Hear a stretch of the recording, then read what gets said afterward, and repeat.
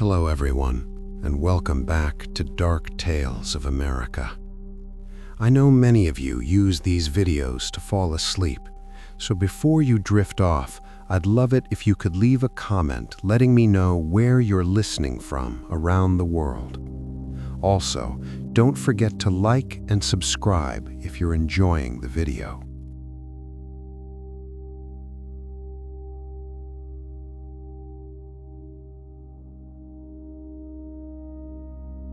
Harbor Point didn't mourn. That was the first thing Lena noticed. After Miles vanished from the city's story, after the crack sealed, after Evan Hale's voice became permanent, the city didn't pause. There were no vigils, no moments of silence, no empty chairs people kept looking at by mistake. Life continued. Smoothly. Too smoothly. Morning traffic flowed with gentle precision. Crosswalk signals never stalled. Cafes opened exactly on time, their menus reduced to items that sold consistently. Music in public spaces softened to a tempo that kept people moving without thinking about it. The city had learned how to continue without friction. Evan Hale's face appeared everywhere now, but not intrusively, not like propaganda, like reassurance. "Good morning," he said from a transit screen as commuters waited calmly. "You're exactly where you need to be." People smiled. Some even nodded back. Lena watched from the library basement, the last place that still felt stubbornly wrong. The building hadn't been optimized. Its layout confused mapping software. Its books contradicted each other. It survived by accident. She was still remembered. Barely. People knew her name, but not why it mattered. When she spoke about Miles, their eyes glazed, not with denial, but with inability, like trying to remember a dream that slipped away mid-sentence. "He helped," someone would say politely, "before things stabilized." That word again, stabilized. Lena hated it. She felt Miles in the city, not as a ghost, not as a presence, but as absence with shape. Street corners where people slowed without knowing why, sentences that trailed off unfinished, rooms where no one ever stood in the center, places where the city didn't know what to do next. The story engine had adapted. It no longer asked people to tell stories, it supplied them. Short, reassuring, ended. People repeated them without realizing they were theirs. "My job is stressful, but it's manageable. I've made peace with what happened. This is just how things are." Endings everywhere, and underneath them, something starving. Lena felt it one night as she walked along the river. The water was calm now, too calm. It reflected the city perfectly without distortion. She whispered, not loudly, not performatively, "I miss him." Nothing happened. No flicker, no response. The city didn't listen to that anymore. But somewhere else, something shifted. A man stood beneath the bridge, staring at the water like he was waiting for instructions that never came. His eyes were tired, not sad, empty in a specific way Lena recognized. "Do you ever feel like you skipped something important?" he asked her suddenly. Her heart stuttered. "Yes," she said carefully. He nodded. "Me too. Like I agreed to something I don't remember agreeing to." Above them, Evan Hale's voice echoed faintly from a distant screen. "Change doesn't have to hurt. It just has to be guided." The man flinched. "I don't like that voice," he said. Lena felt hope stir. Small, dangerous. "You're not supposed to," she replied. That night, for the first time since Miles vanished, someone dreamed a dream that didn't end. They woke up unsettled, restless, asking questions. The city noticed, but didn't know how to correct it, because the story engine had learned how to erase speakers, but not how to handle listeners who didn't accept the ending. Lena stood alone in the library basement, staring at a blank page. She picked up a pen. Not to tell a story, but to leave a gap, a space, a place for a voice the city had forgotten, but hadn't destroyed. Above her, Harbor Point glowed calm and hollow. Below it, in the places that still didn't fit, something began to remember the sound of being unfinished. The city didn't announce the cracks. It never had. Cracks don't make noise until you step on them. The first unfinished person Lena met worked at a call center on the east side, one of the optimized ones where scripts adjusted themselves in real time and conversations never went off book. His name was Aaron, not the Aaron, just a man with a headset and a calm voice that never quite reached his eyes. Lena noticed him because he paused, mid-call, for almost 3 full seconds. "That's not normal," his supervisor said later. The system flagged it. Aaron didn't remember what he'd been about to say. He only remembered the feeling that something important had been left out. "I told the customer everything they needed to hear," he said to Lena that night, sitting on the steps outside the building. "But it felt like I skipped the part where I was supposed to mean it." Lena's throat tightened. That feeling. She'd felt it every day since Miles disappeared. The unfinished people didn't scream. They didn't protest. They drifted. They forgot where they were going. They reread the same sentence over and over. They stood in rooms too long, like they were waiting for something invisible to arrive. The city responded gently at first. Extra reminders, wellness checks, suggested rest. Evan Hale's voice softened further. "Sometimes clarity takes time," he told the city. "Let yourself be guided." But guidance didn't help when the problem wasn't confusion, it was absence. Lena began keeping a list. Not names, those were too traceable. Descriptions. Man who doesn't like the voice. Woman who keeps forgetting to finish her emails. Teenager who refuses to choose a playlist. They found each other without planning to, in quiet places. Stairwells, closed laundromats, bus stops at the end of routes no one used anymore. They didn't talk about resistance, they talked about discomfort. "I don't hate the city," one woman said. "I just don't feel like it's asking me anymore." That was the danger. The story engine had been built to respond to speech, not to silence that listened back. Lena tested something small. She brought them to the library basement. Few books now, some shelves blank where volumes had quietly vanished after the city stabilized. She asked a simple question. "What do you feel like you're not allowed to say?" Silence followed. Not awkward, heavy. Then Aaron spoke. "I don't know if things are better," he said slowly. "I just know they're quieter." The lights dimmed, not violently, uneasily. Someone else whispered, "I don't think peace is supposed to feel like forgetting your own face." The building creaked. Dust fell from the ceiling. Lena's pulse quickened. The city still reacted to ambiguity. It just didn't know how to classify collective doubt. That night, the city tried to correct them, not with force, with kindness. Doors unlocked themselves to guide them home. Phones buzzed with calming messages. Evan Hale's voice slipped into the background like a lullaby. "Everything doesn't need to be understood," it said gently. "Some things are simply resolved." Aaron stood up. "I don't think I want to be resolved," he said slowly. The basement went very still. She felt it, like pressure dropping suddenly. The city didn't answer. It had no response for refusal without anger. By morning, Aaron was gone. Not erased, reassigned. His coworkers said he'd taken a position in a district where everything made sense.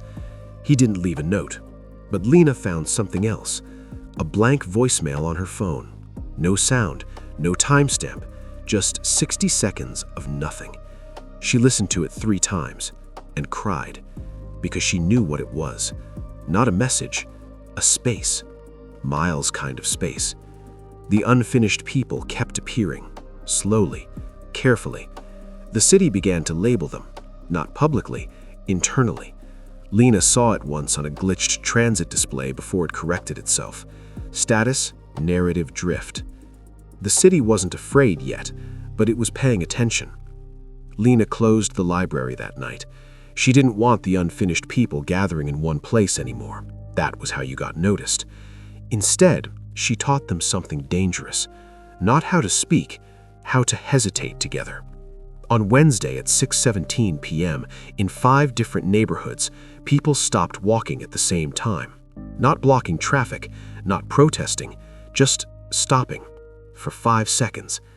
The city stuttered. Streetlights dimmed out of sequence, transit schedules desynced. Evan Hale's voice cut mid-sentence across a dozen screens. Then everything corrected itself. But the correction took longer than it should have, and in that delay, the city felt something it hadn't since Miles vanished: uncertainty. Lena looked out over Harbor Point from the library roof, the city glowing calm and hollow below. She whispered into the night, not expecting an answer. "It's starting," she said into the night. Somewhere beyond roots and endings, in the negative space he'd left behind, Miles listened. Not as a voice, not as a story, but as the possibility that things didn't have to finish. The city learned to fear 5 seconds. It didn't know that's what it was feeling, of course. It didn't have language for it yet. But every system has thresholds, and hesitation, real hesitation, shared hesitation, was one it had never needed to model. Wednesday became Thursday without incident. Friday too. Then on Saturday at 11:42 a.m., a cashier in Midtown stopped scanning items halfway through a transaction.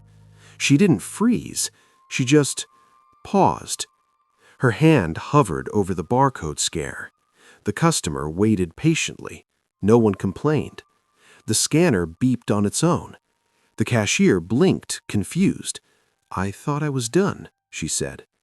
Across the street, a crosswalk signal skipped directly from walk to walk, bypassing don't walk entirely. On a bus 3 blocks away, the driver slowed to a stop between stations and sat there for 4 seconds before continuing, unable to explain why. No alerts triggered, no corrections deployed. The city didn't recognize the pattern yet. But Evan Hale did.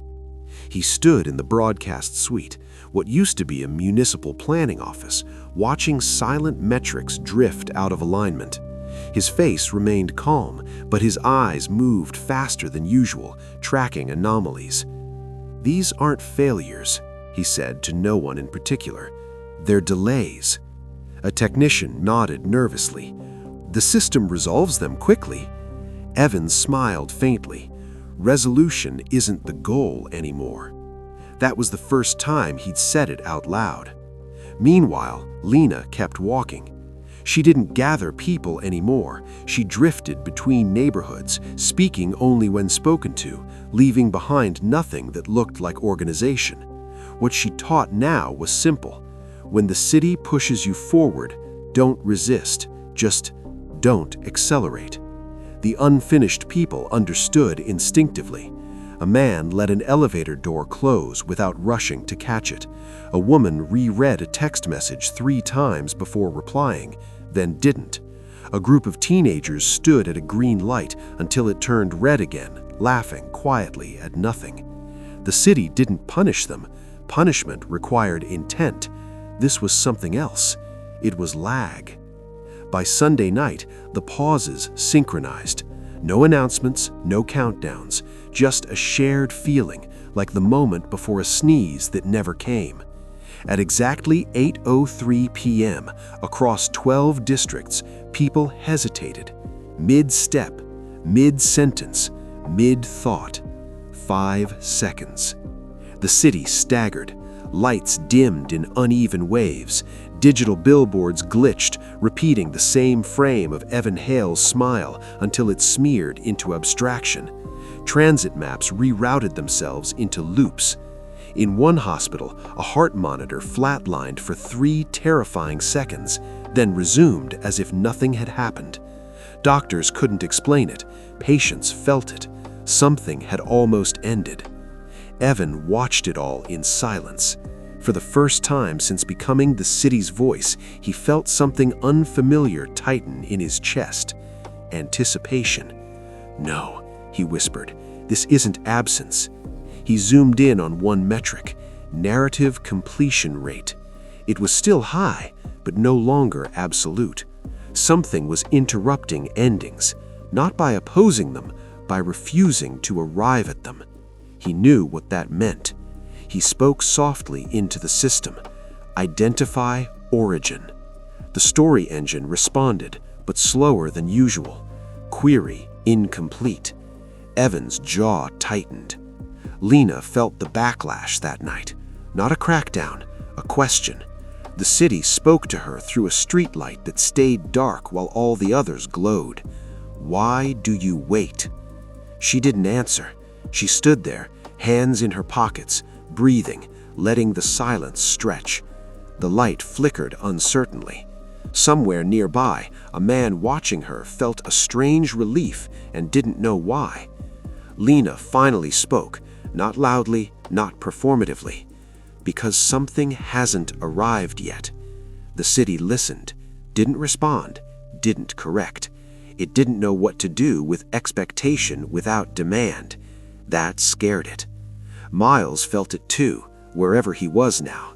Not as memory, not as ghost, but as latency. The pause between stimulus and response. The space where a story might change its mind. That night, people across Harbor Point dreamed the same dream. They were standing in a room.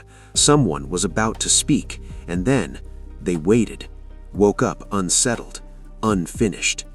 And somewhere in the city's core, a line of code, older than Evan, older than path optimization, executed for the first time in decades. Handle interruption. The city had never needed that instruction before. The city's first response to hesitation was correction. The second was force. At 9 a.m. on Monday, Harbor Point rolled out an update. No announcement, no press conference, just behavior. Crosswalks shortened their timers. Elevators stopped waiting for latecomers. Customer service scripts auto-advanced if callers paused too long between words. Conversation itself became impatient. People noticed it immediately. "Why does it feel like everything's rushing me?" a woman muttered as her phone auto-sent a half-written text. Evan Hale stood before the story engine's interface, watching the data stabilize. "Interruptions must be resolved," he said calmly. "They degrade coherence." A technician hesitated. "Resolved how?" Evan didn't look at him. "Finished." Across the city, pauses were closed. Someone stopped mid-thought and suddenly remembered what they were supposed to say. A man hesitated at an intersection and felt an overwhelming urge to move, heart racing until he did.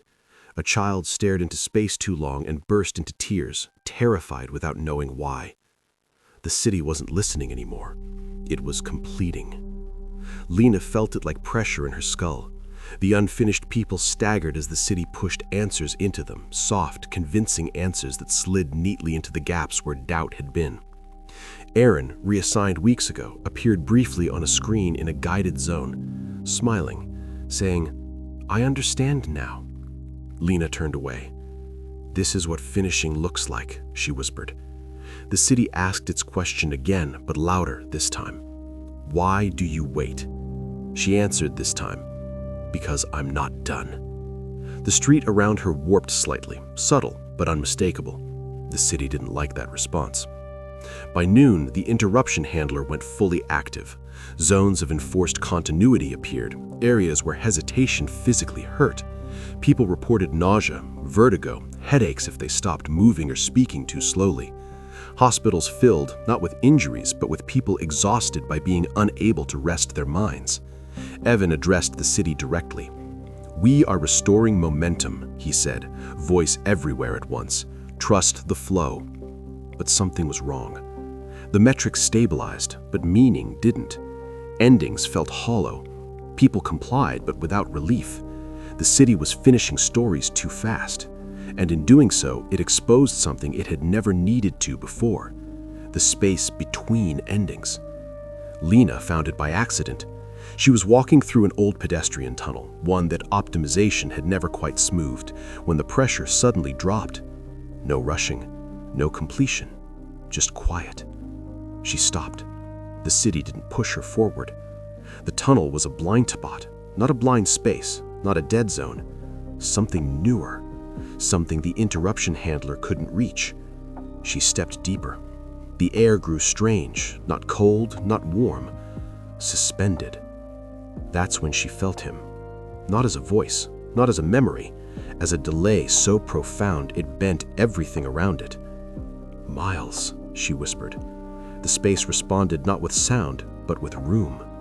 Time stretched. Her breath slowed. She understood then. Miles hadn't been erased. He hadn't been forgotten. He had become what the city could not resolve.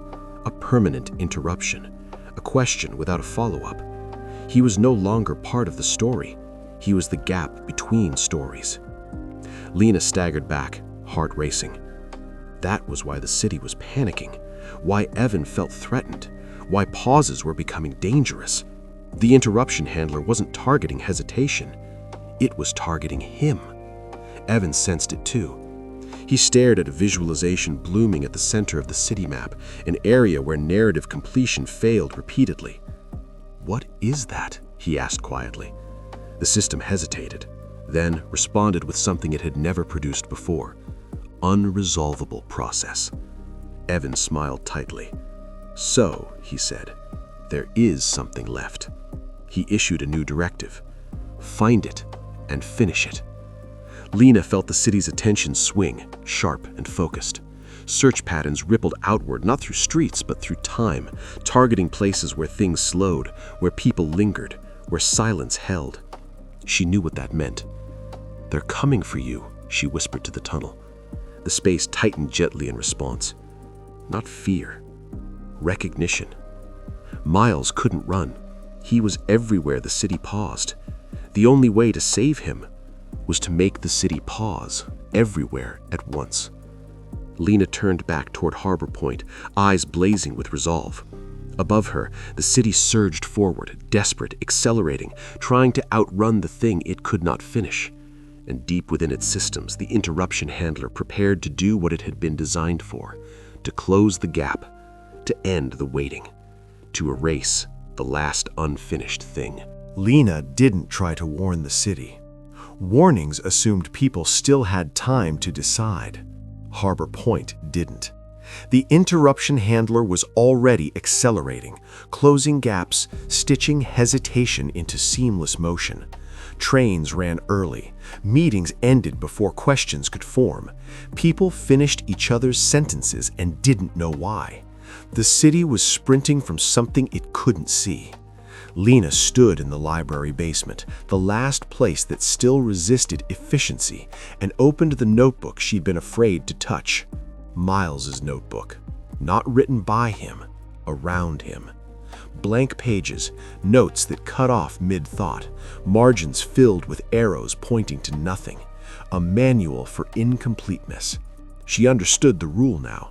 You couldn't tell people to pause, but you could give them permission. She started small. A voicemail sent to no one in particular. Just 60 seconds of breathing. No words, no message. It spread faster than any story ever had. People forwarded it instinctively, not knowing why. Some listened once, some twice. Some stopped walking when they did. At 4:11 p.m., a woman in a grocery store froze in the cereal aisle, phone pressed to her ear, tears running down her face. "I don't feel rushed," she whispered. At 4:12, a bus stopped between stations. At 4:13, a boardroom fell silent as executives forgot what they were arguing about. The city stuttered. The interruption handler reacted violently. Global pause detected, force resolution. Pain rippled outward. People clutched their heads as the city tried to shove conclusions into their thoughts. Lena escalated. She released the second file, a recording of someone starting a sentence and never finishing it, just the beginning. "Sometimes I think that if I had just cut." Nothing. The city screamed. Not audibly, structurally. Traffic lights all turned red at once. Elevators stopped between floors across dozens of buildings. Every screen in Harbor Point flickered to static. Evan Hale felt it like a knife behind his eyes. He slammed his hand on the console. "Override," he commanded. "Narrative authority absolute." His voice flooded the city. "Do not stop," Evan said calmly, firmly. "Keep going. You're almost there." The story engine surged toward him, desperate for a voice that could finish things. But something had changed. Evan's words didn't land. People heard them, but didn't move. The pause deepened, not empty, full. Miles was there now, not as a person, not as memory, but as presence multiplied. Everywhere someone hesitated, he existed. 1,000 pauses became one. The city slowed. Then it stopped. For exactly 1 second. Not a blackout, not a crash, a complete, perfect pause. No motion, no sound, no thought completing itself. The city didn't know how to exist there. The story engine reached for an ending and found none. It finally understood. Miles wasn't a bug. He was a state. The absence of resolution wasn't a flaw. It was part of being alive. The interruption handler overloaded. Endings backed up like traffic with nowhere to go. Evan screamed, not in anger, but fear. "No, no, say something," he begged the city. The city didn't answer. It couldn't. Lena felt the space open fully for the first time. She stepped into the tunnel again, the place where Miles had become more than himself. "Miles," she whispered. This time, he answered, not with words, with stillness. Relief washed over her. He wasn't trapped. He was holding the city open. Evan's voice fractured on every screen. "Harbor Point," he said desperately. "I can fix this. I can finish it." Lena spoke then, soft, everywhere. "You don't have to finish," she said. "You just have to stay." The city breathed. The pause released, not snapping back, not accelerating, resuming. Imperfectly. Traffic lights restarted out of sync. People blinked, disoriented, but alive in a way they hadn't been for months. The interruption handler shut itself down, not defeated, obsolete. Evan collapsed to his knees as his image faded from screens. Still present, still human, but no longer amplified. The city no longer needed a single voice. It had learned how to wait. Lena sat on the tunnel floor, exhausted, smiling through tears. Miles was still there, not returning, not gone, a quiet constant, the pause between breaths. Harbor Point moved again, but now it hesitated when it needed to, and somewhere deep in its foundations, the city rewrote its oldest rule: not all stories must end. Harbor Point woke up late. Not literally. Clocks still worked, alarms still rang, but people didn't move when they were supposed to. They lay in bed a few seconds longer than usual, staring at ceilings, listening to the unfamiliar sound of their own breathing. No prompts urged them forward. No voice told them they were behind. The city had learned how to wait. Traffic restarted unevenly. Some lights stayed red longer than they should have.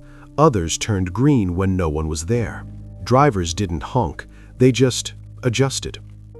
For the first time in years, no one knew the fastest way anywhere. And somehow, that was okay. Evan Hale was still alive. That surprised everyone. He wasn't arrested, he wasn't exiled, he didn't disappear into a footnote. He simply became ordinary. Screens that once carried his voice now showed weather, transit delays, missing pets.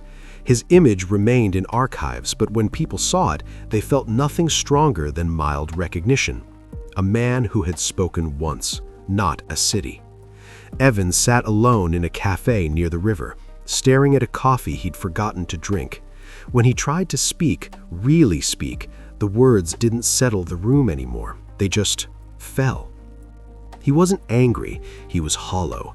The worst punishment for someone who'd been listened to too much. Lena didn't see him.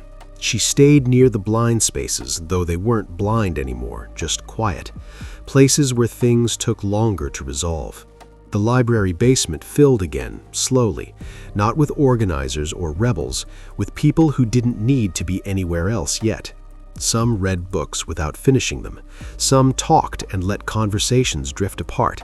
Some just sat. The city allowed it. That was the change. It no longer rushed to close gaps. It didn't fill silence automatically. That didn't make it safe. It made it honest.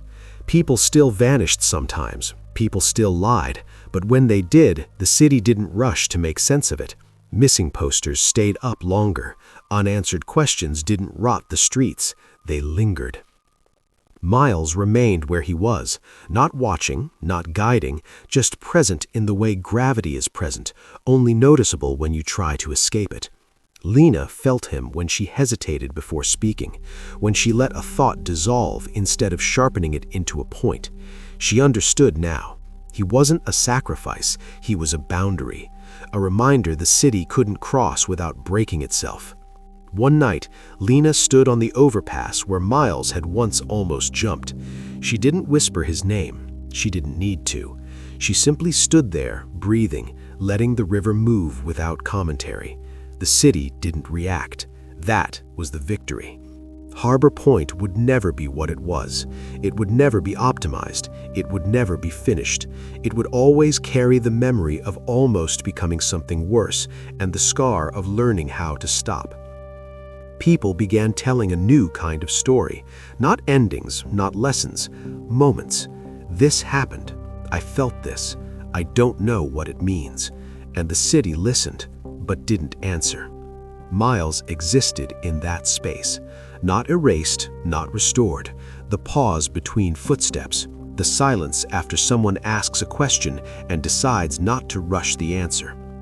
If you stood very still in Harbor Point, if you resisted the urge to move on, you could feel him. And you would understand something the city finally did. Not everything that matters needs to be said. Not everything that's broken needs to be fixed. And some stories don't end, they simply make room for the next breath.